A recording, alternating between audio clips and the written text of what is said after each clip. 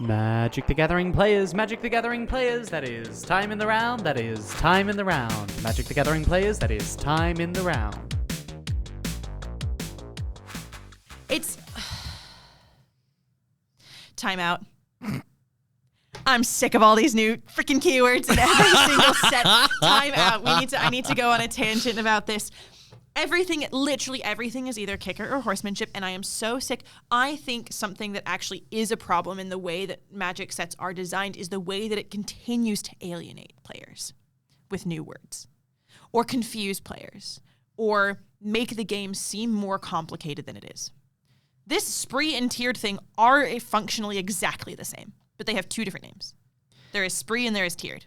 The difference being that you can choose multiple with spree, but you cannot with this tiered effect. But functionally, they feel almost exactly the same. And same thing with kicker, right? Kicker was an optional cost. Yeah, kicker or multi-kicker. Kicker, multi-kicker.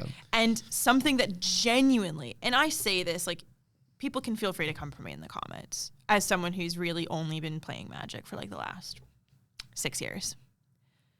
This is ridiculous. It feels very much like we are focused so much on the theme of the set that we lose the cohesiveness and the cohesion of Magic as a single game. I think the issue there is more that like Magic is running out. Magic is a 30-year-old game. Yes. Right? It just runs out of unique design space when you're working within the mechanics of the cards. Well, right? and my point being, I don't think it needs to be unique to every set. I don't think spree, collect evidence, tiered, all of this. I think it's cool. I also do think it leads to a lot of confusion, and you end up explaining the same thing twice. Sure. I can see how it's an issue. I think, yeah. I wouldn't even say, like, not even necessarily issue. I think that presses a bit too much, and frankly, I do think it puts a bit too much blame on Wizards. But I think it's inconvenient. The designers of the game that I'm criticizing? Yeah. Shh, don't say that. Crazy. But look, I think it's frustrating. Mm-hmm. I think it creates a communication issue between old players and new players. And I also think, again, it makes the game look more complicated than it is. If you put cards in front of people that have kicker, multi-kicker, tiered, and spree, it all looks the same, but also it's different, but also it's the same. And I think... It's the same, but different, but same. But same. There's something in the core of that frustrates me. In this idea of, we have to call it something different because the set is different. It's spree because you're going on a crime spree and you can do different things on your crime spree. And I'm like, that's great. It's kicker. Like, that's something... It's a modal spell. Oh my God. I'm going to start crying. Look. I do get you. And I do think that maybe one unique mechanic per set is probably enough. Sure. But, yeah. I don't know. I love this game. And I love, at some level, I do love that the designers are putting thought into the theme and the flavor of the set. That's lovely. I think it's great that there's attention being paid in that way. At the same time, there is a lot of discussion about how Magic is like one of the most complicated games. Magic is not a complicated game. But I don't think it's fair for us to say that as people who play the game consistently and know it very well. I think the game is not complicated. I think accessing the game can be. I mean, especially if you look at like rules booklets and then you try and explain layers to people and then how the stack works. Like, I think... Sure, that's kind of a different conversation because I actually think that's really elegant. I think Magic's rule system is designed to be an absolute fucking nightmare behind the scenes so that things work intuitively when you sit down and play them. Yes. Right? And that's a whole other episode. That's a whole other episode. As somebody who works behind the scenes. We can have a whole separate episode about the stack. Yeah, let's... But anyways. That's definitely a Jimbo episode. Anyways. So, Kira. The other card that I want to talk about is Sleep Magic. Sleep Magic is 1 blue, enchantment aura. It says, enchant creature. When this aura enters, tap enchanted creature. Enchanted creature doesn't untap during its controller's untap step. When enchanted creature is dealt damage, sacrifice this aura. Now, I see this as maybe a 2 of in Is It Prowess decks to stun a particularly finicky blocker to push damage over the edge. If there is something that Corey Steelcutter decks and Is It Prowess decks love, it's a 1 mana spell. And I think the addition of the text when the enchanted creature is dealt damage, sacrifice this aura, is really interesting. There's not a lot of ways to ping your own creature in that way. You don't really want to torch the tower on your own creature or lightning strike or burst lightning your own creature. And because it taps, it's not blocking. And I see this being better than a card like Unable to Scream, because Unable to Scream doesn't tap the creature. It just makes it an 0/1 with no abilities. It can still block. And what I see Sleep Magic doing is being one of the elements of a final push for Is It Prowess. It's one of the last spells that you're casting. It's one of your 2 spells that you're going to cast to trigger Flurry, to remove a problematic blocker, to stun a problematic blocker. Preacher of the Schism, Shieldred of the Apocalypse. It's going to stun that creature and allow you to push your damage over the edge. Yeah, this is overwhelmingly the most efficient version of this effect we've seen. Usually this effect is at 3 or 4 mana. It's very cheap, it's blue. I think the issue is the place where you want a card like this as a blue deck is against the very aggressive deck. So against particularly mono red, but also against the Corey Steelcutter decks. The differentiating factor between this and Unable to Scream is how it interacts with Screaming Nemesis in my mind. Because there is an abundance of worlds where your opponent plays a Screaming Nemesis, you hit it with a Sleep Magic, then they shock their own Screaming Nemesis, deal 2 damage to you, prevent you gaining life, and sacrifice the Sleep Magic.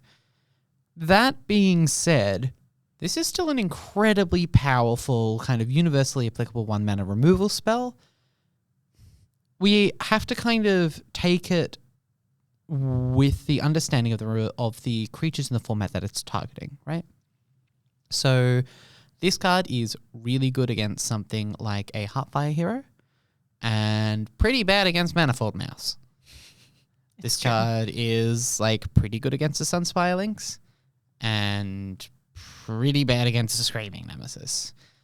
But it is a pretty effective removal spell against most of the creatures that they play in Is It Prowess. It's quite good against Draycatcher. It's perfectly reasonable against Monastery Swiftspear. It's one of the few blue cards that interact with it cleanly on a 1 mana basis, and that doesn't get blown out by Prowess triggers, which is a really important element of the consideration here, because a lot of the cheap ways that you have to deal with these small creatures with prowess are burn spells that can be played around by the Is It player sandbagging their instants and sorceries. The other card that this doesn't hit, which is a little bit annoying, is Slipshot Show Off. That's kind of a scary one for this not to hit in terms of 1 mana efficient removal spells. But then again, the thing that we think this might replace in the format is Unable to Scream, which doesn't hit it either. This card is, of course, ridiculous against Overlords. You just put this on an Overlord of the Mistmores and you win the game, right? It's just kind of that busted.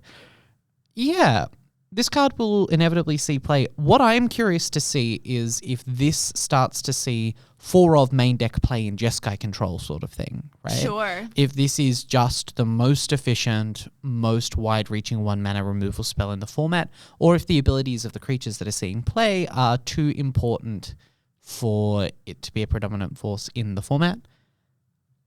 I guess we'll see. I see this being really good against Dimir control and Golgari control. I see this targeting your Glissas, your Shieldreds, your... Real good against Preacher of the Schism. Not so good against Shieldred. Shieldred, Unable to Scream is better for Shieldred because it removes all abilities, which is good for mitigating that life gain and drain.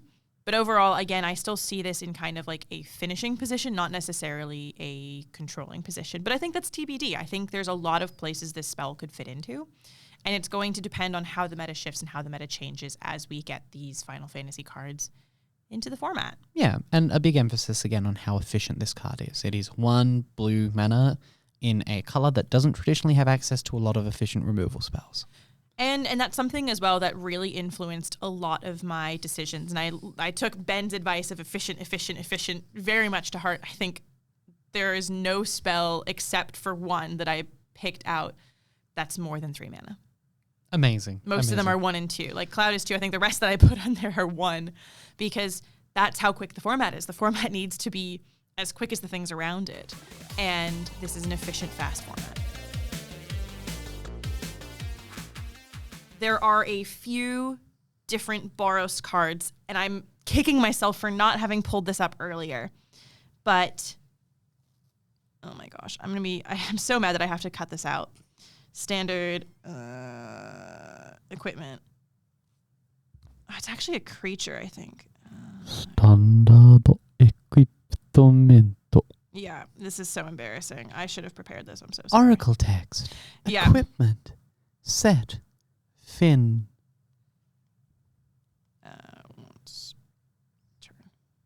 Did you mean pure steel paladin? It feels like that. Zebastisod. This is actually so embarrassing. Now Scryfall's not working as fuck. Oh no. I wonder if this card goes in Hammer in Modern. Maybe. Probably not, right? Stoneforge Mystic's already kind of borderline. Oh my gosh, this is so embarrassing. What equipment is triggering? Do you get to play swords in Hammer? That'd be pretty sick.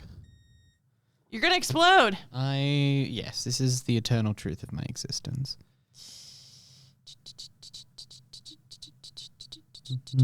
It's a I remember this because there's someone who would play this and cheat with it.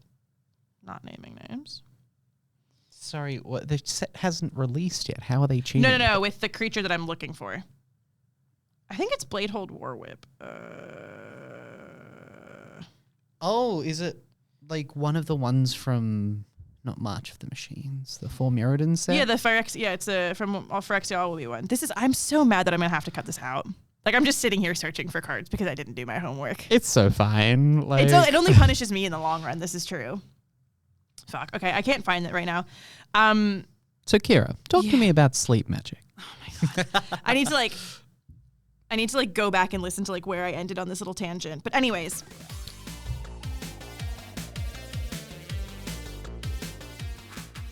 Quarry Steel Cutter? You could counter a Quarry Steel Cutter activation. I think as well you could counter the Vivi. Vivi Onitier. Vivi Onitier. Vivi is a mana ability. Fuck. Editor, cut that out. I don't want to look stupid. Even though I am. You could counter the... That's not true. Vivi is not a mana ability because there are timing restrictions on when you can activate it. Oh. I think. Let me reread that card. Huh. I'm not stupid after all. Let's go. Many things, not stupid. Activate only during your turn and only once. Does that mean you can counter Maybe it is a mana ability? Because it says add blue or red. And I thought, or is that different? No, that's fine. There are like specific classifications for how something... I believe this is a mana ability, so Sure. I don't think you can counter it. But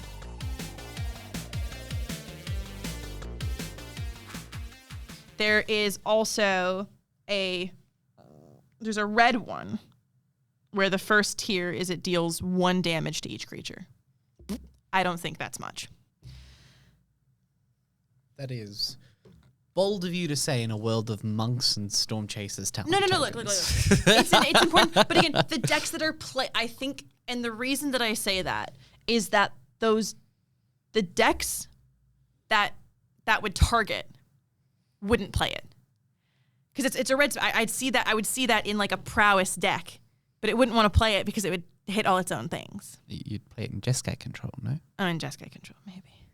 I also don't know anything about this game.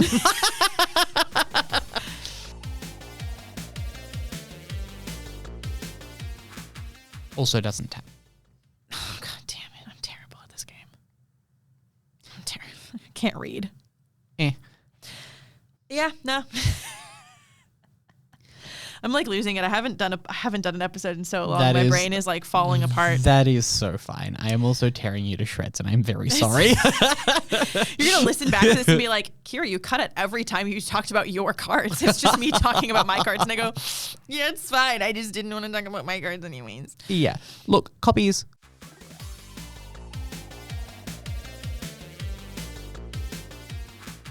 Correct me if I'm wrong as well, but the important text there of end the turn means that can this spell be countered?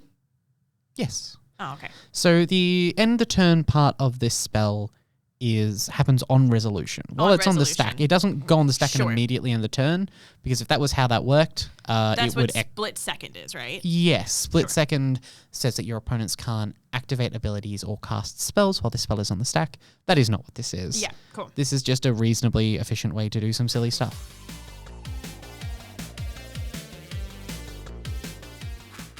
Pre-release events. Well, We hope it's we're not getting available into at that. your LGS. We are not getting. No. We are not getting into that. We are not getting into that. Put that in your pocket. Okay. You're not getting into that. But my pockets are full. It's full of just. It's full of pixies.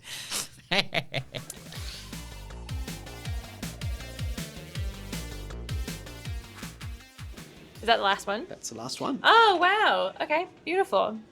Did you get a... I have not got a flavor text, but I discovered a flavor text on Kefka. Oh, fun. Because Kefka doesn't have flavor text on his front, but he does have But flavor everyone text has on the those. back, and I did not realize. Flavor text on the butt. Flavor text on the butt. And the flavor text on the butt is, the end draws near. Oh, that's very good. That's very thematic. I like that. Beautiful. All right. Did you want to do this because you haven't spoken much? Sure, I can do it. Would you like the reference? The end draws near. The end draws near. No, I can do it. I know this. All right.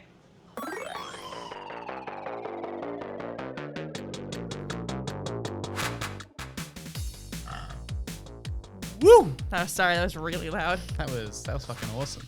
I'm glad you picked that up. That can go in the April Fool's episode. I just burp loudly into the microphone.